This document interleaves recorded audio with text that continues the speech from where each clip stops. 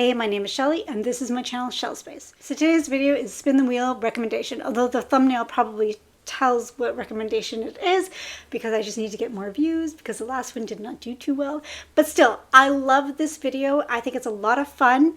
If you haven't watched the first video, basically I have this wonderful spin the wheel app. I have created a bunch of prompts here. Spin the wheel. Whatever prompt comes up, I try to find whatever book I have on my bookshelf, whether I have read it, not read it. This can also include audiobooks and ebooks. As long as I own it, I can recommend it for each prompt.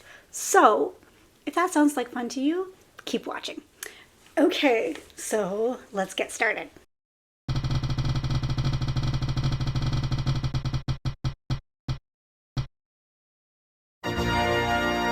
Ooh, steampunk. I love steampunk, and in this one I'm going to include silkpunk as well because steampunk and silkpunk are very closely linked. Silkpunk is basically like steampunk but with like a Chinese Asian inspired feel to it. Give me 1 second and I'll be right back. All right, I'm back with a big pile. Okay, so the first recommendation is going to be The Dandelion Dynasty by Ken Liu. This is categorized as silkpunk. The first one being The Grace of Kings kind of shows a little bit of the silkpunk aspect, but I believe, which I have not read, The Wall of Storms really picks up and continues on with like that like industrial kind of magical feel to it. Not by this cover, but maybe by Wall of Storms. That is very silkpunk, steampunk inspired. It is an Asian inspired story, kind of like a reimagining of history, where we follow this character named Dara, and he's basically starts off as like a peasant and kind of works his way up and becomes this very important political figure. And the story kind of follows that. And then as it progresses, I believe it's like follows his children and his, his family and other acquaintances as it goes on. I'm really excited to continue on with Wall of Storms because I have a feeling it's going to be one of those series that's going to be my favorite of all time. I just need to get to it. So definitely The Grace of Kings is a good start for steampunk. The next one I would like to mention is a new favorite of mine, and that is Ashes of the Sun by Django Wexler. This is the first book in the Burning Blade and Silver Eye trilogy. This book is fun. Like if you're looking for a fun, good time book, look no further than this trilogy. It is Star Wars inspired, but there's no space travel. It's basically people with special abilities that are trying to overthrow this really not so great empire. But what I love about this is the trinkets that they use. It's very like industrial kind of trinkets, like almost like Arcane, the show from Netflix. That kind of like magic system where they have like trinkets and then there's like magic involved.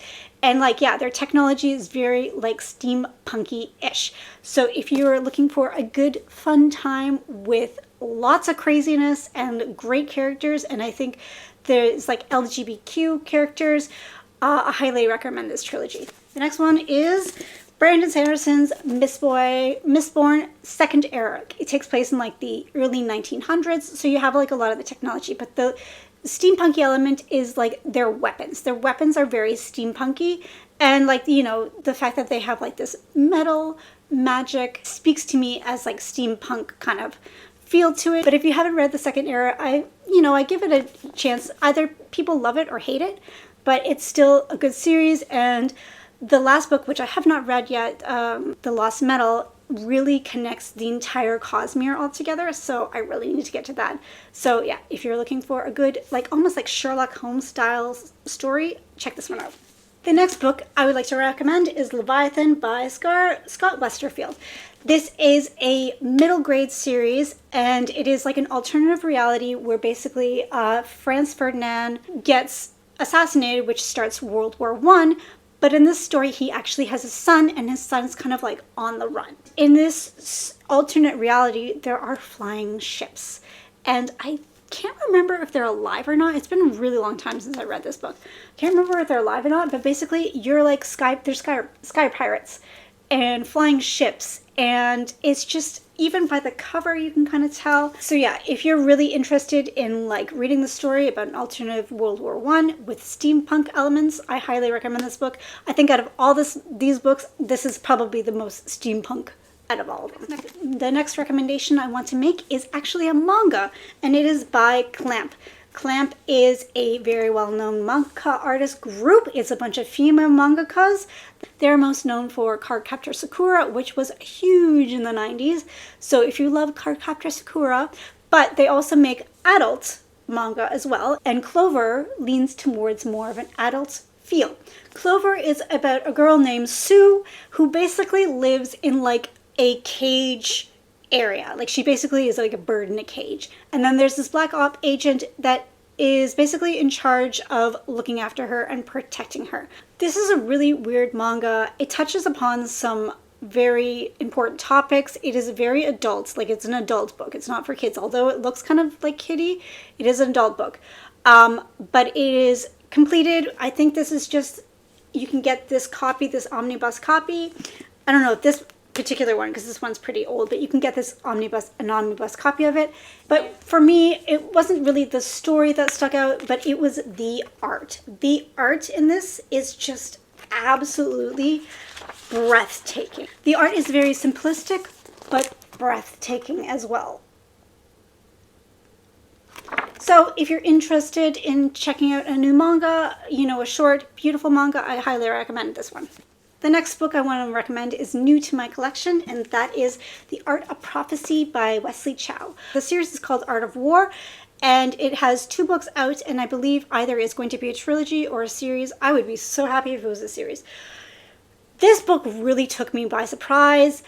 It is about a guy, like a chosen one, that was prophesized that he would take down the big bad. But things don't go exactly according to plan, and now they have to kind of deal with the outcome of what happened.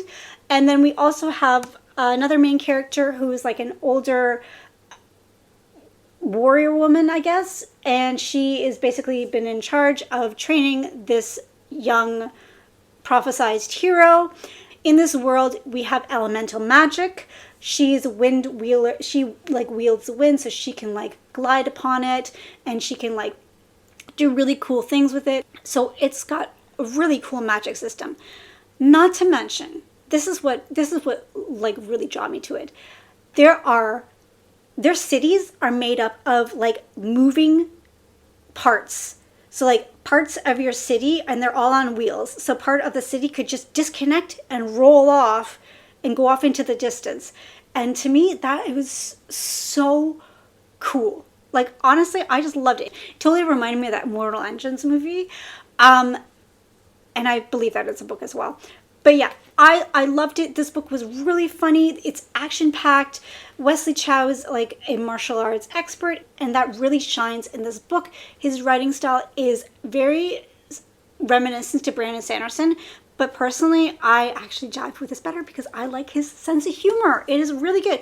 The characters are really good. The world is really interesting. It's political. It's fun. It's honestly, it's a good time. So if you're looking for another good time book, I recommend this series. So the first 2 are out, and I'm not sure when the 3rd one's coming out, but you'll be down. I will be reading that. And the last recommendation I like to make for steampunk is Clockwork Angel by Cassandra Clare.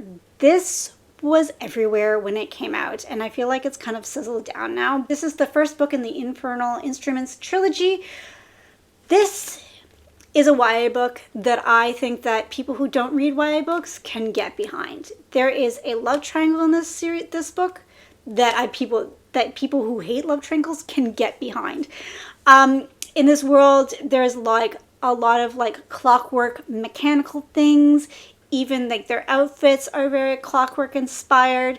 It takes place in, I think it takes place in Victorian times, and it is part of the Shadowhunter world. It's like a prequel of the Shadowhunter series. It is really good.